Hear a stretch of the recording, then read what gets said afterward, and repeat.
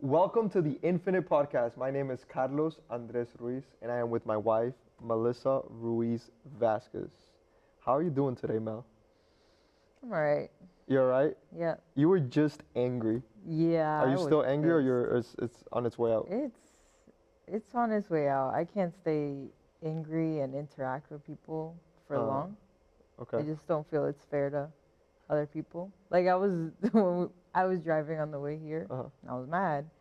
I, I was mad because the pharmacy was closed. Anyways, I, but it was raining and like I'm driving back, but I'm pissed. But I'm still trying to be mindful of other people Mm. because I like it's pouring and people are walking on the street and I know what it feels like for a car to just hit a puddle and Oh, that.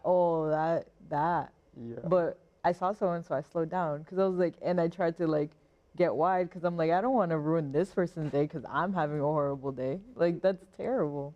But But there's something in you want to do it? no, No. Okay. no.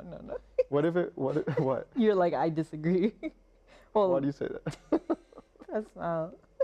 Um, what if it was like the person that closed the pharmacy right before you enter? You still wouldn't do it? Still wouldn't, because I know it's a, I know it's a, not their fault. It's some whoever higher up. So if that person was, No, I thought about it. That maybe that time I would That'd take think about longer. it, but I wouldn't do it. would I do it? Uh,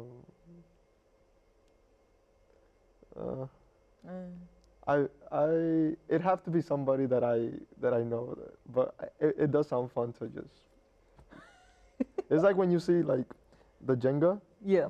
and there's nothing in you that doesn't want to like break it.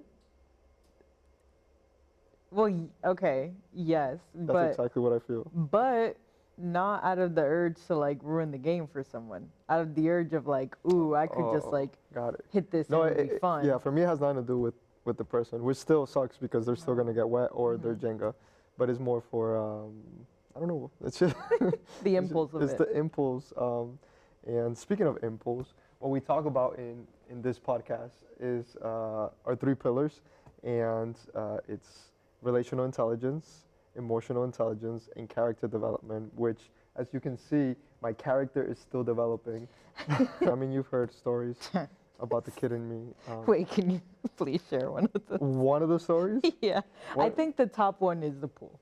the pool. Yeah, I feel like that one stuck with your parents so hard They tell it every time. because that's the like core memory for them. Like you couldn't have done something worse. Why do you think that is? I feel like the Disney one was worse.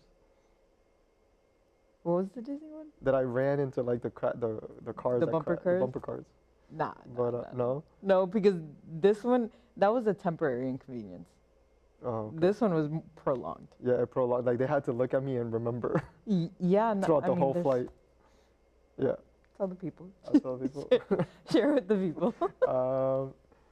I guess so. I don't know if it's a foreigner thing. Maybe it's a Colombian thing. But when my parents fly, they like to look good. Like Yes. they want to like have the nicest outfit. And I don't. Why do you think that is? I don't know. I definitely think it's a cultural thing. I don't know why, because definitely now as a grown up, it's like I want to be comfortable on this and like flight. a belt and all. You're gonna go through TSA. You're gonna take all this Very stuff off. inconvenient. So that's what I was thinking. Stop. So we all had nice clothes because we were flying back from. I think we were in Boston. We stopped in Miami, and my dad has an uncle in Miami, and when we stopped in Miami, we went to visit my uncle, and we all had really nice clothes to travel in, and something about like I guess when you have a younger kid. Wait, how old were you? How old was I? I was probably 3. Okay. 3, yeah, I think. I think that's important Yeah, information. that's important. Okay. It's like yesterday when we were on our way back. I was 3, and probably also because I'm their first Mhm. child. They just love dressing me up and have an excuse to like take pictures, and so they bought me an outfit. I don't even remember what the outfit was. Was it not like a full suit, like might- it- tie? I don't know if it was a full suit or a tie, but it was nicer than the what they had to use after this incident. And so we went to my uncle's. I don't even know if it was his house or what it was, but I know that we were walking by the pool, Mm-hmm.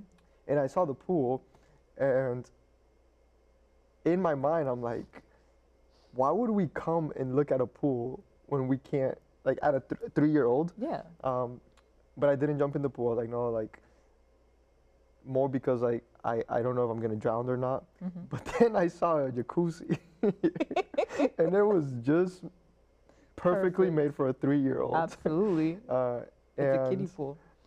I don't even remember fully the what's going through my mind, but I do remember yelling in the background and somebody pulling me out of the thing and then just yelling and yelling and yelling. But I remember like going in and then getting pulled out of the jacuzzi and my impulse control was still developing. Yes, it And absolutely was. but the relational intelligence on my parents' side was not very high. Not as developed. No, not as developed. Especially knowing me, like it's not a Oh, yeah. like I put them through situations. And so I jumped in there, and then they were furious because I had to fly back with with like a pajama, like a ugly red sweatpants. I mean, yeah, sweatpants with a collar shirt. And then I still remember that there's a picture, I think in the hotel, of them like really nice, and me in the middle still smiling. like I got an extra dip in the pool Yeah. in our vacation. So yeah, so there's the story. Why do you feel like that's the best one?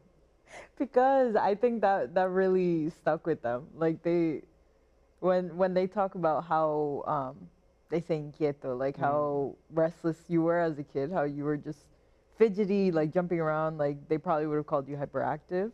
Like that is the memory that they think about, because man, oh man. Yeah, so what a time. Like had you done it in any other time, it's like, yeah, this is like inconvenient, now we got to change him, he wasn't ready. But they were traveling yeah. with a 3-year-old who is already Yeah, I was impatient. always, I think, detached from time. You know, I was a timeless human, and that has not been my best friend. No. Well, that has not been my parents' best friend. But yeah, all that to say, there is that urge in me. If there's a puddle and I'm driving, and I see somebody, there's a. Can't help it. I wouldn't do it, but there's. No. I play it out several times. But okay, now that we are, well, that was like our warm up. So, do we still do the regular warm up? Yeah. Yeah. All right. What was your most memorable birthday gift or surprise? Do you remember your first and second? Absolutely not. No. Okay. Yeah. I don't. I know the pictures, but I guess we can pick only from like 22. What? I just remember something. I think this is the earliest birthday I can remember. Okay.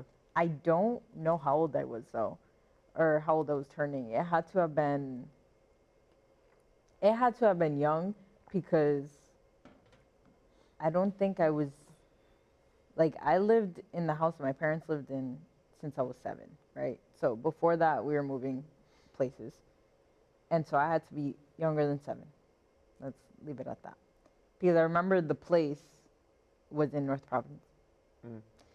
And this isn't a birthday gift or surprise, but it's memorable because, you know, Latinos, que la muerda, que la... Oh Yo. my God. The cake. The cake. Okay. So they want you to bite the cake, all right, for those who don't know. So then Andres comes in. Yeah. I did have an Andres in my family, in the sense of like he had no impulse control, because I think it was one of my older cousins. The way my nose touched the bottom of the, like my entire face went through the cake. Oh my God. And I just remember having to like take cake out of my nose and like my face hurting. Did it taste good? Did it smell good? Yes, but it burned because there was sugar in my nose. Yeah, it was here. Wow. So that's the one. What a gift. That's just hilarious to think about, because I was crying at that point. I was like, that hurt, guys. Like, that was not cool. It's my birthday. You're supposed to be nice to me. Oh my God. I remember I could think of several. I think it's Colombian things. That, Yeah. Like, I don't actually no. That's not a Colombian thing. But for some reason, we want to do something to the birthday person. There was a Yeah. birthday where I was gonna get thrown eggs at Yes. and then- they put the eggs on your head and flour. and flour. Mhm. Yeah. Mhm. Um, That might be a Colombian thing. I don't know if anyone else does that. yeah. Comment if your Comment. culture does this. Comment what your culture does. I know here at least like they do have birthday punches. Birthday Like, punches are oh, I like, have to do or something in to like you. soccer, like you just hit them and they run through the. Oh yeah. Yeah. Didn't They did we that. had a team once? They did it. For, oh yeah, a That player someone got got injured. injured. Yeah, something. Yeah, comment. What we have so many comments, we might not get to it. Oh yeah. But comment. What are some birthday traditions?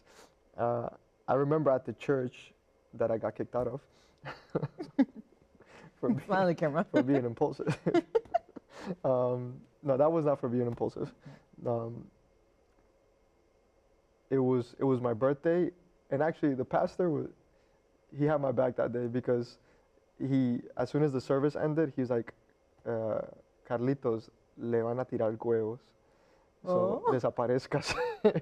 Wow. So I ran through. There was 2 floors, and I ran, and I just went to a restaurant, and they weren't able to catch me.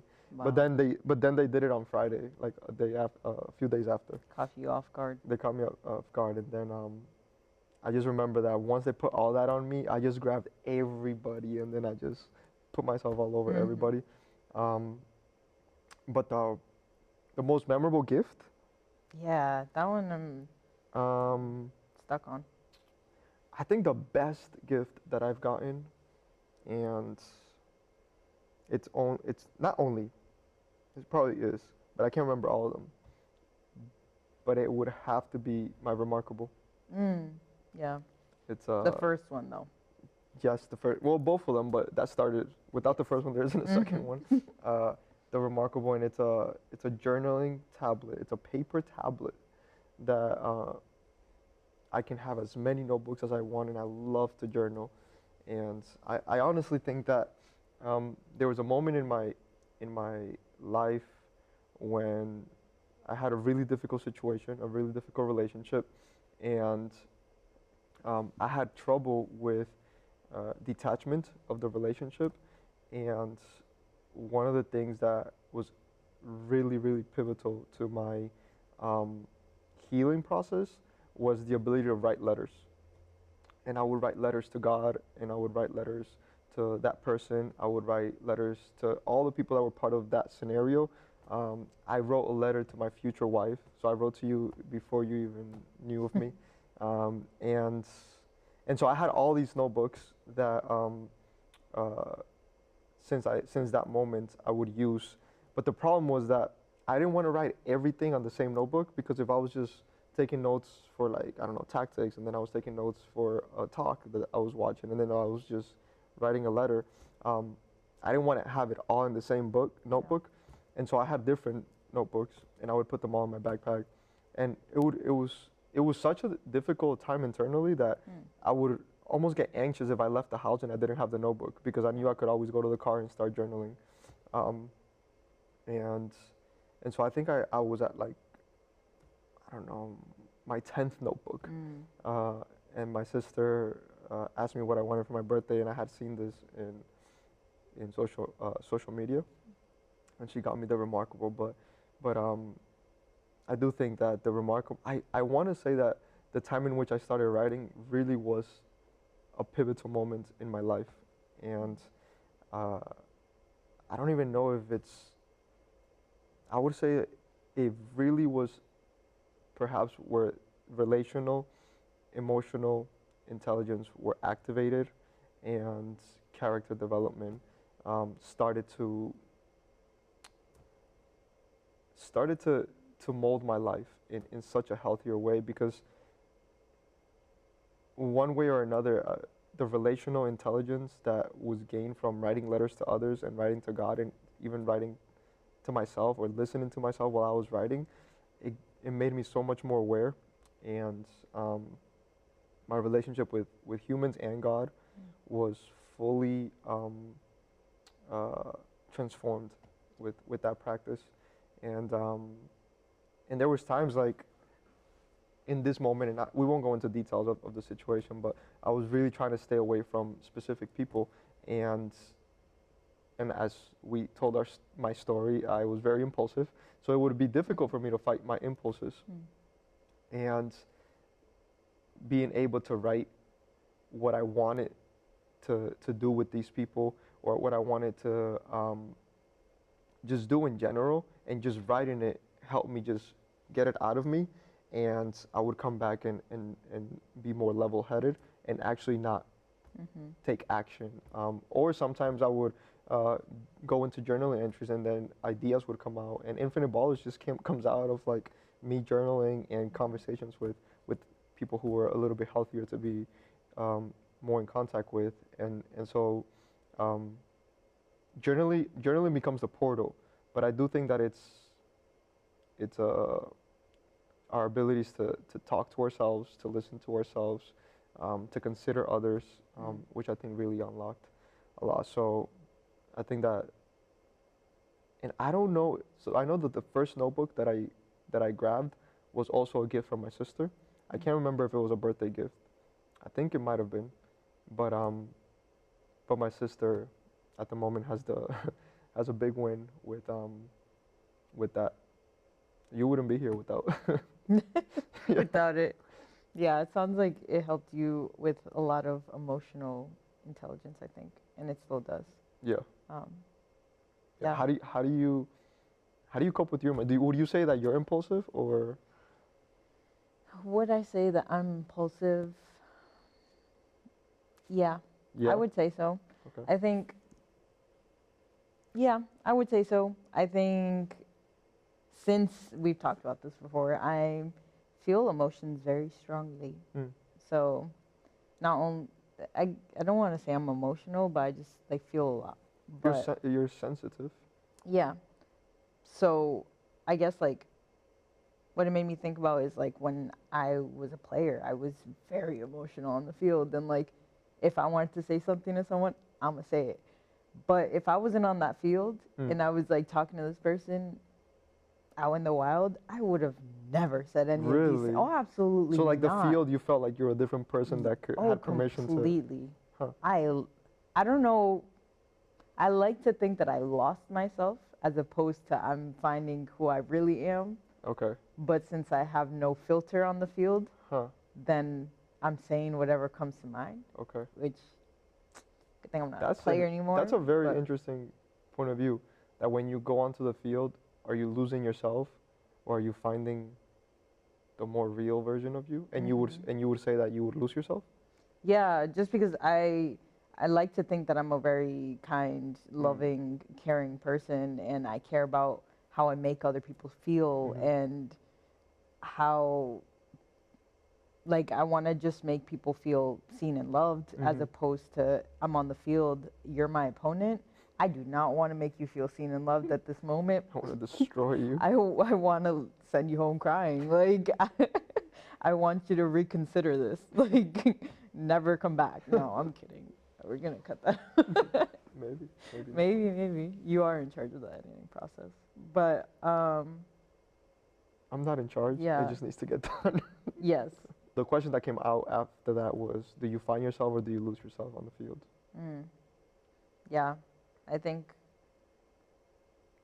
I think I lose myself, or That's maybe. That's a great point of view. Yeah. I hadn't really considered it until now. Do you feel like if you're helping an athlete, would you encourage them to lose themselves on the field or find themselves on the field? See, that's the thing. I would say, like, in a healthy way. I think if you're healthy, then you should use the sport to find yourself. But when you're unhealthy, you lose yourself. Okay. You become someone that you're not proud of. Like, I remember there was one specific game when I was in college. So I'm growing at this point. I think I might have been 17 though at the time. It might have been my freshman year. We ended up losing the game like 5-3, but I was getting mad, and there was one point where I got fouled pretty hard. So the girl was kind of pulling me down. Like, I don't know how. But long story short, I was like, if I'm going down, you're coming down with me. And so I kind of slammed her down. Oh. Yeah. And it was right in front of both of our benches. Mm. And so they're kind of losing it. My team's losing it. Me and this girl are getting each other's faces. Ref has to like stop the whole thing. But I just remember feeling so much regret after that. Oh, really? Oh yeah. Like in the game, I don't care. I'm not level-headed at that moment. Like you just have so much adrenaline. Like all you want to do is win. Mm-hmm. You want to do your best. Like you don't want to play like crap. But after the game, I'm going on the way back and I'm like, oh, why did I do that? I felt so bad. I was like, oh, what must my coach think? What must my teammates think about me? I didn't really care for what the other team thought because I'm never going to see them again. But like I care about the people that are in like my tribe in that sense, in that time. I just remember sending this long text in the group talking about, I'm so sorry guys. Like I don't know why I need to control my anger, like da da da da. I just said all this stuff and everyone's like, I think everyone's reaction retrospectively like was like, girl, why are you saying all this? Like this is just kind of like part of the game. This is what happens. But in my head, I was tearing myself apart in my head after that. I was like, wow, that was so not cool. Mm-hmm. But in the moment, I'm like, I don't care. Like, swing. Like, oh my. It's like, I wish you would. I wish you would. You're lucky I'm third wave. At that moment, I was not. At that moment, you're negative 3 way. But that's generous. That's generous. I don't think there's a right or wrong answer to are you, or a good or bad answer to losing yourself or finding yourself. I do feel that we shouldn't limit ourselves to one expression of ourselves, and I do feel as long as we know the line in which we're harming others, then we should not go into that line. But if it's a version of you that shows more passion in a way that maybe off the field you wouldn't show passion, it lets you express yourself, and I think is what brings us to life. Like when we show passion, creativity, courage, and within the sport, like even those moments, like as long as it didn't get out of hand, and both teams know that like it's the heat of the moment, and you can shake your hands after, and your coach doesn't think that you're a bad person, and you don't think. I do feel that there is a healthy mechanism to losing yourself, and I don't even know that that's how we call it, but I don't know that is losing yourself. It's just finding another you, which I think is very important because we should be so textured, and I often when I when I say that you're a case study because I get to see all the versions of you. What I've learned from experiencing you is that sometimes people want to put a title on a feeling or sometimes people want to put a title on an expression of a person, and even the person themselves. So I think sometimes you may even say like, I have anger issues, and I think it's unhealthy if we say that, but you're always also in public smiling and laughing, and nobody ever says you have happiness issues. You know, imagine. Nobody says you have happiness issues, but I would say like she is happier than the regular person when we're in public spaces and serving people, and when you're not there, like there are moments where either with me, because you have the permission to feel more when you're around me, or when you're by yourself, you get to have the permission to be more angry, and you see how the level of anger can really increase. But I choose to believe that it's not an anger issue. In fact, I don't know that it's an issue at all. I just think you deeply feel. And what's more beautiful than feeling as a human? I just think that even just reframing that or re-articulating what that is can give you such a better perception of who you are. Because if I'm just very sensitive and I feel a lot, that's a beautiful attribute. And then what do I do with that? Is there moments where I'm happier than I should be? Because for some reason we want to fix the anger issues, but maybe we don't fix the happy issues. And if anything makes us really happy, then maybe anything makes us really angry. And how do we find a way to balance that out? But I would encourage athletes and coaches also to help the athlete see that you don't have an issue. You just have an expression of your humanity, and how do we find ways to make it the healthier version without limiting or judging the other person. But I don't think you have anger issues. I think you have a deep sense of feeling, and I get the privilege to experience both. And yeah, thank you for giving me a window into all of your expressions. Before we wrap this one up, we are wearing logos today, and we talked about one of our episodes about hiding that I don't like to wear logos. And we talked a little bit about Carlos, and maybe this is Carlos wearing the the Manchester City jersey, but you're wearing your Nacional. Yes, sir. When was it? It says 1947. Yes. Wow, they are old. What does Nacional mean to you? Like, what's the first thing that comes to mind when you think of Nacional? I think about family. I think about my upbringing. It's so funny that you mentioned that, because as you were talking, I thought about, I guess the most memorable gift is we have it at home, my Nacional soccer ball. Yes. Because that birthday was like special. I think growing up, it was hard to surprise me, because I was always like, I think they're going to do this, or I think that's going to happen. So that birthday, they tried to surprise me, but it was in Colombia, and like they gave me, my cousin, the one that plays soccer, he gave me that ball. And like I just remember being like very emotional, funny enough, like that day. Like I almost started like crying, and like everyone's like, and I'm like, guys, stop. And like, but it was like just from like family, like kind of thing. So like Nacional makes me think a lot about family. My parents were really big fans growing up. They were? Well, they are, but like we're watching La Selección right now, and like back then they were winning Libertadores. Maturana was the coach. Like there was big names on the team. Like yes, there's political aspects to it that we don't really need to talk about, but like there were Nacional fans are very passionate about. I think it's a little different now, but they're very about their team. And so that became just like part of like our family culture. Like every time Nacional was playing, you better believe my dad was watching it. My mom was watching it, and my dad used to be.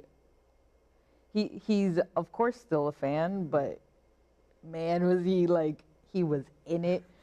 Maybe you got your sensitivity from him. Exactly. Like my view. When I watch him watch soccer, it's you. Stop. Fighting with the TV and the ref and the... But it used to be worse, all right? Because he used to like get up and like scream at the TV. I don't want to expose my dad right now, but like I've been there. Like he would scream at the TV. He would like lose his mind. And like I was just like a little girl, like, oh my God. Like what's going on? Like you know?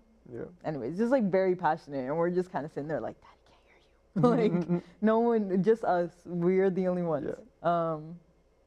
But to answer your question, it just family. A lot of family, a lot of events growing up. Like when more recent, like I think I searched up, it was 2016, 2017, Nacional won Libertadores or Copa Sudamericana. I don't know. They won a cup, and I just remember that summer we would like host every game, put it on a projector. Like people I didn't even know was pulling up to the house. Like it was the spot for Nacional games for like that summer. So I guess it's bringing community, a lot of relational intelligence in the sense that we even had like people who weren't Nacional fans that came to the game, and like making sure things don't get out of hand, especially when alcohol is involved and stuff like that. Yeah.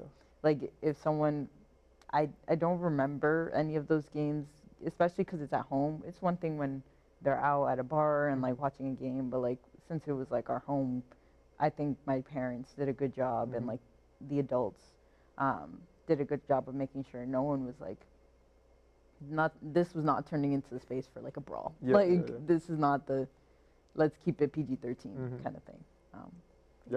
I'm not a Nacional fan, but I do know that the truth is that they redefined Colombian soccer in that time, and a lot of their team members and coach were part of the national team, and which was interesting because he coached the national team and the club team at the same time, which it's not normal.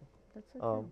I didn't think about that. Yeah, but yeah, they almost put Colombia on the, not almost, they put Colombia on the map through the sport, and maybe there's a conversation that we get into in the next podcast, but the overlaps over sports and spirituality, and how it's for me so evident that sports is just an extension of spirituality, and it brings people together, and it makes you celebrate, sing songs, pay to go watch a spectacle, sing with people that you've never actually met, you know? You hug people after jumping, a goal. And I do feel that the center of it is because you want to be part of a story that's greater than yours.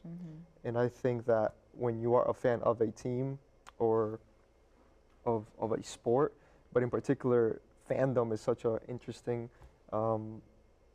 dynamic for the human experience, because I think fandom is spirituality.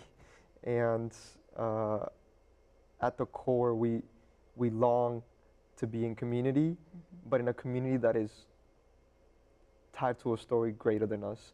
And what else is spirituality if not being tied to an entity or something that's so much greater than us? But yeah, Nacional is something that a whole country has been moved by, and I don't think it's just your family. I think anybody, and it's interesting to think about the relational intelligence part that brings, and then also almost like the relational incompetence. Yeah. Because even just their last game, it was them against their rivals Medellin, and there was 3 red cards, and I can't think of the last game that one team ended up with 8 or 9 players. Yeah, 8. 8 players, and then the other team with 10. Yep. I don't remember the last time that I've seen an 8 versus 10 players, other than like in my training sessions in a drill. But there is a relational incompetence, for lack of a better way to explain the darker side of the relational side that this brings, when we lose ourselves and we can harm ourselves based on this maybe religion or based on following this greater story. But anyways, we'll go ahead. Can you tell us a little bit about why City? About City? No, our time is up. We don't have time. All right. That's BS. No, I'm just kidding. Right now. What do you want to know about City? Why City? Why are you wearing a City jersey? Why do you support Manchester City as a Colombian American? I am from Earth. Yes, as an earthly being. And City is on Earth. Why do I support? I don't really support City. I support their coach. I love everything that this coach has done for soccer, and as much as I don't think he's the perfect coach to follow, but I do feel that he has influenced the game in a way that maybe 3 other coaches in the history of soccer have, and I'm captivated by that. I don't know if he always makes the right or wrong decisions when it comes to how structured there is, but I do feel that it's from a point of view of bringing the most beautiful collective point of view into soccer. And so wherever he goes, I will follow him. But the reason I can wear it today is because this is one of the worst seasons that they've had.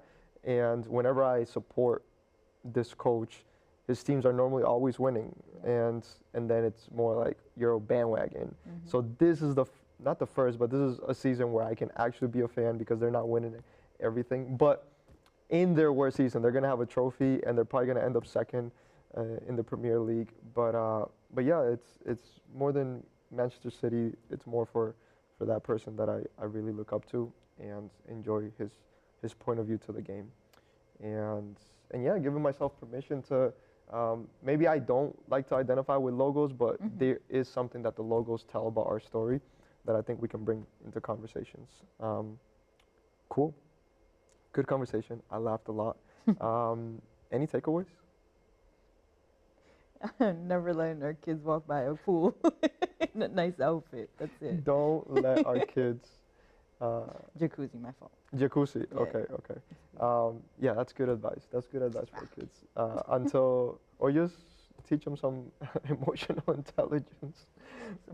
Some character. But okay, no, I think we touched a lot of good points. Impulse control, sensitivity, and not judging yourself for how deeply you feel, and how sports are an extension of spirituality. So those are things to maybe we didn't fully dive into them, but those are conversation starters for upcoming episodes. So thank you for watching.